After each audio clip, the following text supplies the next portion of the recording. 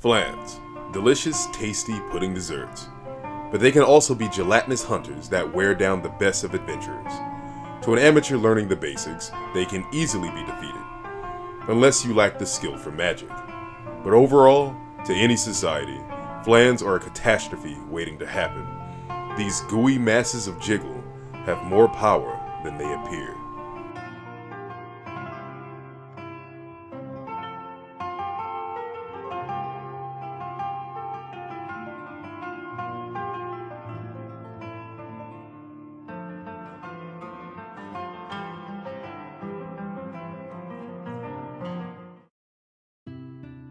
The dessert known as flan originates from Europe. During the time of the Roman Empire, it was a savory dish that was served alongside meat or fish. But one day, an innovative chef added honey for a dessert, making it a sensation all across the world. Cuban flan was made during a time of food shortages and used condensed milk to sweeten it. Japanese flan uses all the same ingredients, but uses whole milk, giving it a unique texture. Mexican flan uses custard and caramel for this dessert. Now it's very easy to see how flans got their name. The most common of them possess a yellow hue, very gooey and wobbly, with their upper bodies taking the appearance of drizzled syrup on their heads. Some flans have arms, and most have large dripping mouths. Like flans can be found in sewers, forests, oceans, or just about anywhere. That's typically where they truly become a nuisance. So what are flans? They're elementals. Now, hear me out. I know it sounds like a stretch, but give me a chance and I will explain in detail and have you convinced that they are in fact a form of elemental. You're a mechanic. Someone needs their weird flying car fixed. You spill a large pool of oil on the floor but go, meh, I'm the only one here. I'll clean it later. You finish the car on time and go to clean the spill. Oh no. You see, you waited far too long and the oil began to take shape and grow eyeballs. They become oil flans and spread oil everywhere. Flans grow everywhere. I mean literally anywhere and everywhere you can imagine. There may be a need for a source of liquid somewhere for it to happen, but that's a maybe. Flans can be found in sewer systems, still taking the form of tasty snacks, for some reason. They can be found inside the chambers of an airship. They can be found on the moon, of all places, along with Marlboros. Now, even if flans are some sort of sentient yeast infection, it doesn't make them elementals, right? But look, as I said, flans can form anywhere. What is dough but a combination of those said elements? The same for oil. Flans begin their lives as oozes. They aren't exactly flans yet, just these shifting piles of liquid with forming faces on them. Despite this, they are capable of defending themselves and hunting. Once a flan has formed, they reproduce from that point on asexually. As they eat, they constantly add organic material to their mass. Once they consume enough to add to their size, they take the extra material consumed and split into two separate flans. Then continue the process over and over again. But this process of reproduction is far more complex than first appears. When a flan splits, it doesn't always result in the flan before it. Depending on a variety of factors, including current and past eating habits, and the location, they can become a completely different flan. Take a yellow flan and it manages to eat enough in an area that's very hot, and it splits. It has the chance to become a fire flan. Constantly shifting to suit its environment, these flans' offspring are known as mini flan. Just like their parents, they have the ability to cast magic or deal a heavy whopping.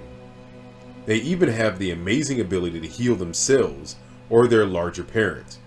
But no matter the size or the color, they all hunt the same way. The hunting methods of flan are pretty simple. Most flans travel in groups to overwhelm prey and could do so easily. Problem is, flans are incredibly slow. Walking at a decent pace should be good enough to get a mile on a Flan. So the only other way is through an ambush. Flans typically wait on top of ceilings, blending in as best they can to the environment.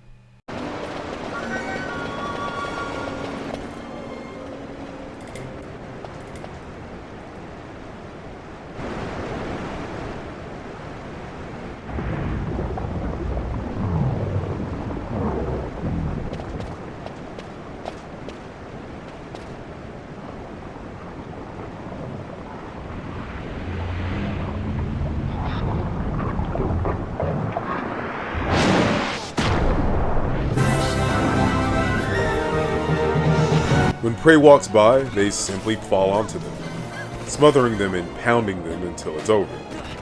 They can also wait for something to enter the room or corridor and squeeze themselves out of the walls surrounding their prey, swim in bodies of water until their prey gets nearby and attack them that way. The mere touch of a Flan can inflict status effects such as slow or poison. So even if you manage to escape the ambush, with the effects of slow, they can easily keep up with you, or they'll simply wait until you collapse from the effects of poison. Flans do possess an ability that they use in their most dire situations to protect themselves. This is called merge. Flan, or similar subspecies, can combine to become a far more powerful Flan. Flans seem to only do this as a last resort, both sacrificing individuality for preservation. They heal any wounds the two previous Flans had, and along with that, an increase in physical strength, and they gain new upgraded magical abilities. We assume two things happen after a Flan survives a merge and defeats its enemy. One is that it splits again right away after consuming whoever foe they faced, becoming a brand new Flan. Or two, they decide to stay in this form. There have been many sightings of exceptionally large Flan in the wilds that choose not to split. It could be possible they lose this ability to reproduce after the merging. But if Flan have this ability, why not just combine and become a massive Flan? The most obvious, once again, is the loss of individuality. Despite forming from other Flans, they are intelligent and will choose survival over oneself over the group. Combining could mean that they lose themselves in the process, being nearly the same as death in this case. So just how dangerous are Flan? In a dungeon, they can be a pain. A handful of them are easy to fell, but the problem lies in the fact that they're just everywhere and never seem to die out. They can wear down a party of adventurers with magic, poison, or a good pounding throughout. But the true danger is with their sheer numbers they can create quickly, while also being able to form just about anywhere. Creatures such as corels, Marlboros, goblins, and other predators are usually the reason the number of Flans stay at manageable levels. But what happens when this balance doesn't exist? You take them out of the confines of a dungeon where they're constantly being hunted by other creatures, and put them within the walls of a city. The Avalicians claim to have countless stories of Flans overtaking towns and cities, devouring everything simply because slimes started forming out of their machines. This is a very real threat in the waterway, where several forms of Flan live and come to the surface. In mass number, they can take over towns and leaving once they absorb everything in their path. Flans are strange creatures, but they are simple, and that's really all the information pertaining on them. The only thing really holding back a Flan invasion is the natural order, or adventurers going out and slaughtering them. The rest of the information comes from a variety of strange forms that exist, and frankly must be mentioned in case any adventurers go into the deepest parts of the unknown. These are the strangest and or most dangerous Flan ever discovered.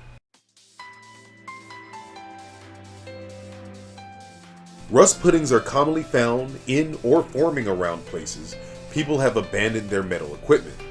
All it takes is a rainfall, and they come in a few days later. Because of their composition, they are weak to electricity. Something about them gives them a defense against magic naturally, unlike most other Flan, so it's best to use physical attacks. It is recommended that abandonment sites be reported right away due to their mass reproduction of these creatures. Now, much larger versions of these Flans do exist, but they do not use the merge skill to do so. It's believed that they simply eat and grow with no limit. Eliminate them on sight, and please dispose of your metal equipment at the proper locations. Phosphoric Ooze. A Flan made from chemical compound phosphorus. 85% of the body's phosphorus is in our bones and teeth, but too much can cause destructive changes to the body that can extract calcium from bones. That, on top of the other chemicals within the body, when struck by it, can cause a bad poisonous effect to anyone touched. Luckily, they do not possess magic and have great weaknesses to fire, but they can combine with other of their kind to create alchemical ooze, a much larger version comprised of a variety of chemicals and much more dangerous. Once again, please dispose of your chemical waste at the appropriate locations. The White Moose is an extremely rare Flan. As Flans reproduce through the subdivision, there is a very slight chance that the split will result in one of the Flans being a White Moose. Although there may be conditions for what helps create a White Moose, these conditions have yet to be discovered. They are far more powerful than the average Flan. They possess the powerful Water Gust spell. They can cast Slow Gun a group of enemies, and Toxify that can cause poison. They also possess a technique called Flash that it can inflict blind. Orthos is a rather strange Flan. Appearance is one of the night sky, stars twinkling bright. But this creature is anything but majestic. It has the unique ability to completely blend in with its surroundings, appearing invisible, making it an even rarer sight to see.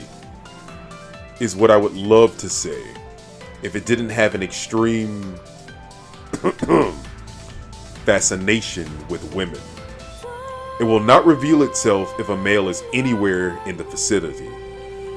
As for the reasons for this is still unknown.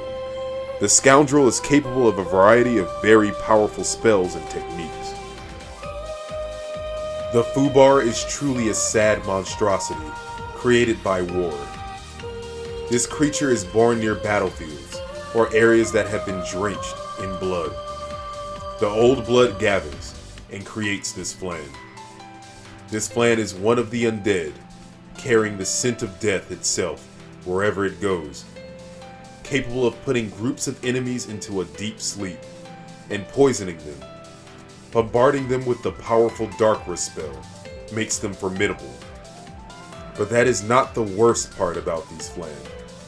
They are unable to reproduce like other Flan, but the Fubar draw undead monsters to them wherever they go, luring the undead and demons alike.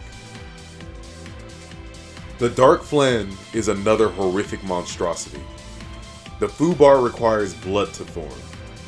The Dark Flan is a gathering of hundreds of souls enraged over their deaths, becoming this black Flan whose only purpose is to kill and add the souls of the slain to its mass.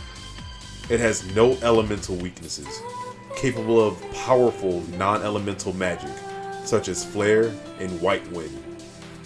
Much too powerful and must be handled by veteran hunters. They must be destroyed as soon as possible so that the souls of the devoured may find peace. Finally, we have the Flan Princess. This is the rarest Flan ever discovered, and it can only be found on the moon. Now, what could this mean for Flan? Does this mean that Flan are alien? Are they all from the moon? Are they a factor of the universe, with other Flan existing on other planets, or even just in the vastness of the void? That I cannot answer. But even in the only place they appear, they are still an incredibly rare find. They have two abilities: Samba de Flan, that can cause berserk on all party members, and Entice, that can confuse enemies. In combat, the Flan princess will be seen talking to its prey, saying, "Dance with us," as they are cast as spells. Not only is running into them on the moon extremely rare, but the highly valuable item they carry is even rarer. The Pinktail is a part that has such a low chance to drop, but if you manage to get one, a blacksmith can turn into the most powerful armors called the Adamant Armor. It raises all stats, and just like a Flan, you gain resistances to physical and elemental attacks. Flans are a unique form of elemental that seem to be able to form everywhere, from just about any material found in our reality, as you can see from the list. An annoyance when dealt with, a dire issue when forgotten. Better sought out and destroyed before they devour everything around them. The jiggly, tasty looking, living desserts. Flan.